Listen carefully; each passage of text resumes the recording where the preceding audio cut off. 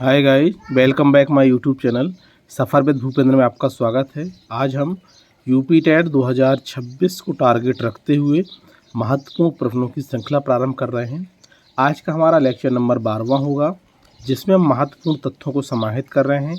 हमारी कोशिश रहेगी आपका यूपी टेट या सुपर टेट में जो भी क्वेश्चन पर्यावरण सेक्शन से पूछे जाएँ वो आपके एग्ज़ाम में सीधे सीधे फैक्ट यहाँ से हमारी इन क्लासों से या सीरीज़ से आ सकें। हमारा एक टारगेट है कि पर्यावरण के लिए आपको बहुत सारी मेहनत ना करना पड़े, क्योंकि पर्यावरण के जो क्वेश्चन आते हैं वो डीपली नहीं आते हैं, ओनली फैक्ट वाइज आते हैं। बस फ़र्क इतना रहता है कि आपने उन फैक्टों को एक सरसरी निगाह से एक देखा हो। तो आपको कम पढ़ना है, कम समय देना है और अच्छे नंबर लेके आना है। हम आपको यकीन दिलाते हैं, आप यदि हमारी सीरीज को अच्छे से कवर करेंगे तो आपके कम से कम 25 प्लस मार्क्स आपको पर्यावरण में देखने को मिलेंगे। चलिए शुरू करते हैं आज की क्लास को। आज की क्लास का पहला हमारा फैक्ट है, हमने लिखा है भूमिगत जल के प्रमुख प्रदूषक तत्व कौन कौन से।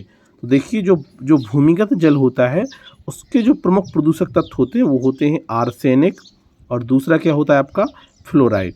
कहने का मतलब आर्सेनिक और फ्लोराइड जल के प्रमुख प्रदूषक तत्व होते हैं।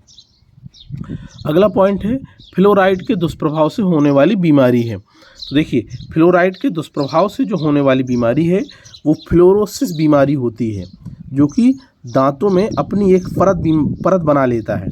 ठीक है, तो ध्यान रखिएगा, फ्लोराइड के दुष्प्रभाव से होने वाली बीमारी फ्लोरोसिस बीमारी होती है और यह बीमारी दांतों में मुख्यतः होती है। अगला पॉइंट है किस उद्योग में संलग्न लोग बिसिनोसिस रोग से ग्रस्त हो जाते हैं। तो देखिए, बिसिनोसिस रोग का जो संबंध होता है वो होता है आपका कपड़ा उद्योग से। किससे होता है? कपड़ा उद्योग से होता है।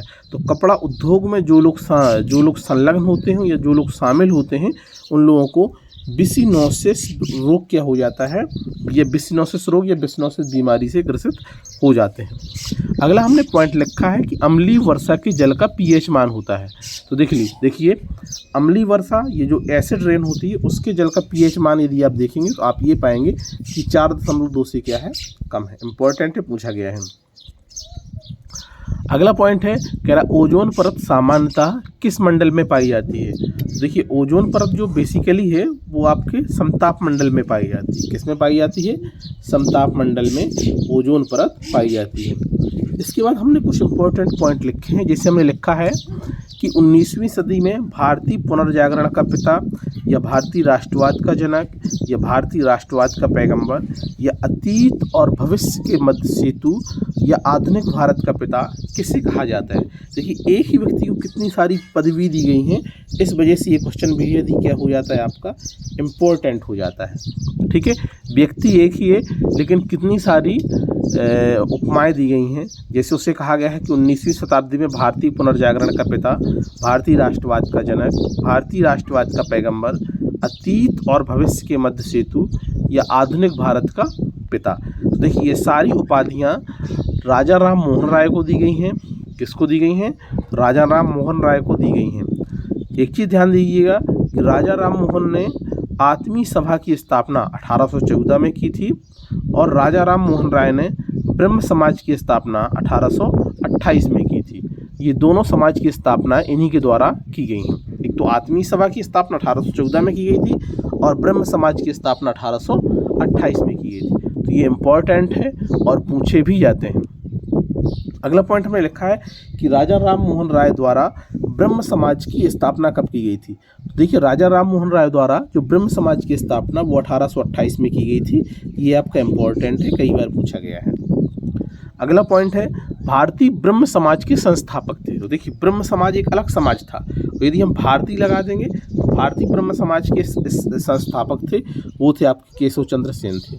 ठीक है, चलिए अगला पॉइंट है किस समाज सुधारक ने ज्ञान योग, कर्मयोग तथा राजयोग नामक पुस्तकें लिखी हैं।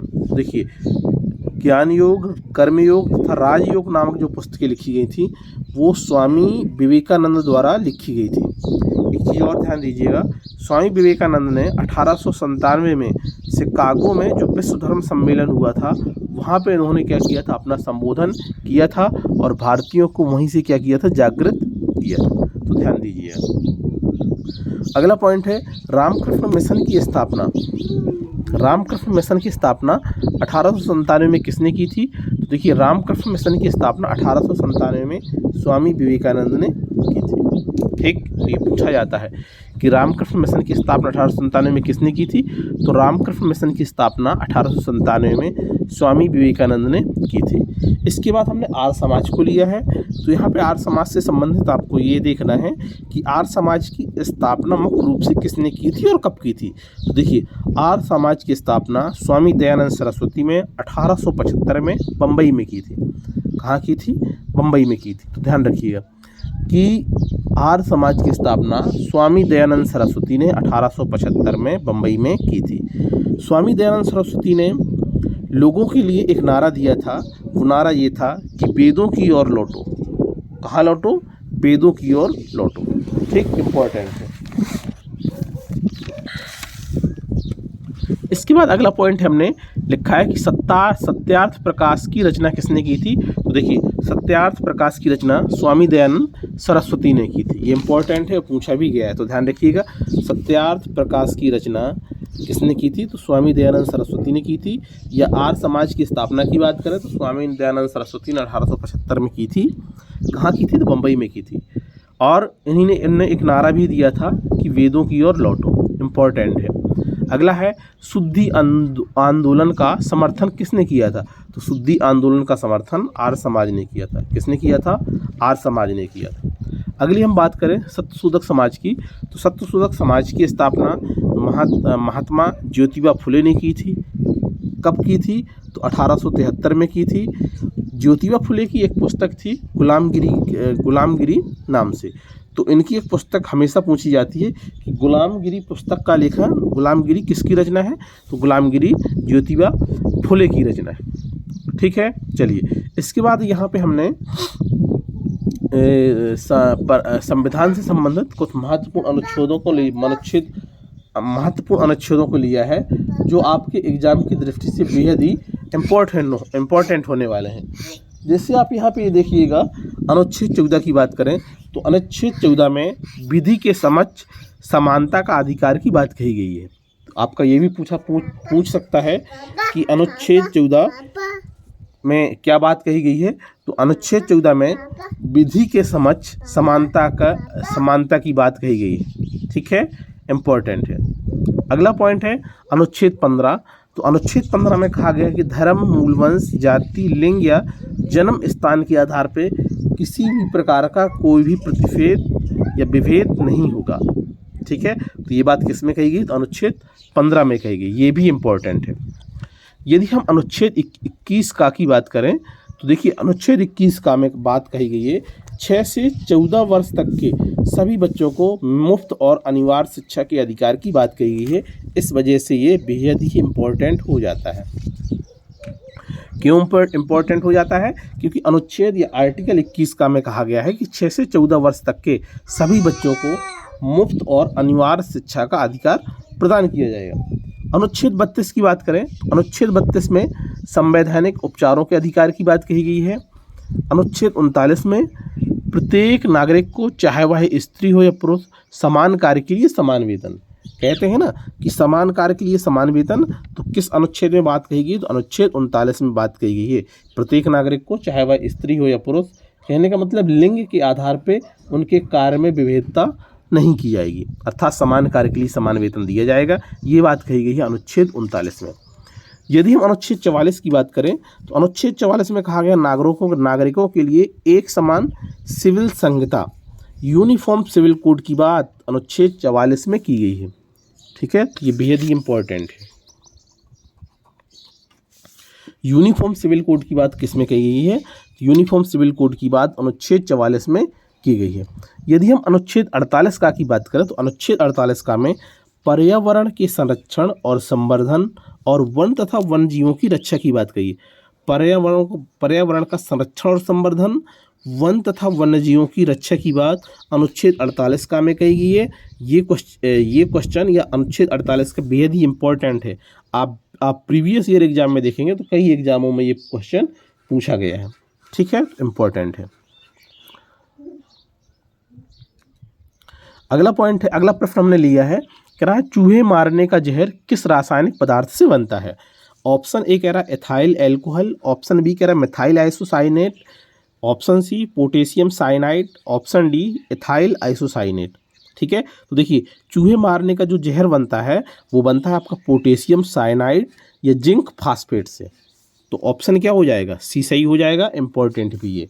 चूहे मारने का जहर ये बनता है पोटेशियम साइनाइड या जिंक फास्फेट से। ठीक है, चलिए अगला है, निम्न में से किसकी मात्रा अम्ल में सबसे अधिक होती है। ठीक है, ऑप्शन ए कह रहा है HCl hydrochloride, option B HNO3, option C H2SO4 sulphuric अम्ल, ऑप्शन डी H2CO3। तो देखिए किसकी मात्रा अम्ल में सबसे अधिक होती है, तो अम्ल में जो सबसे अधिक मात्रा होती है वो होती है आपकी H2SO4 में। H2SO4 में इस वजह से अम्ल की या एसिड रेन में इस वजह से H2SO4 की ज़्यादा मात्रा होती है, क्योंकि देखिए जितने भी वाहन चलते हैं इनसे निकलने वाला धुआं होता है, कारखानों से निकलने वाला धुआं होता है, या फिर चिमनियों भट्ठों से निकलने वाला धुआं होता है, ये जितने भी पर्यावरण प्रदूषण से कार्यक्रम होते हैं इन सभी से निकलने वाला धुआं सीधा कहाँ पहुँचता है, आपके वायुमंडल में पहुँचता है। और जब वर्षा होती है तो वही सल्फ्यूरिक अम्ल H2SO4 पानी के माध्यम से नीचे आ जाता है। ठीक, इस वजह से ये क्वेश्चन क्या हो जाता है, आपका इंपॉर्टेंट हो जाता है। अगला हमने एक पॉइंट और लिखा है, हमने लिखा है मनुष्य के शरीर में पसलियों की कुल संख्या कितनी होती है। मनुष्य के शरीर में पसलियों की कुल संख्या 24 होती है। यह हम बात करें मनुष्य के शरीर में पसलियों की कुल संख्या तो 12 जोड़ी होती है, या अर्थात कुल में 24 पसलियाँ होती हैं। तो उम्मीद करते हैं हमारी ये क्लास, हमारा ये सेशन आपको पसंद आया होगा। यदि हमारी ये क्लास, हमारा ये सेशन आपको पसंद आया हो तो आप हमारे YouTube channel suffer with Bhupendra को लाइक करें, शेयर करें और सब्सक्राइब करें, और जुड़े रहें हमारे YouTube channel suffer with Bhupendra के साथ। आज यहीं तक, इसके बाद मिलते हैं कल नेक्स्ट वीडियो में। तब तक के लिए धन्यवाद।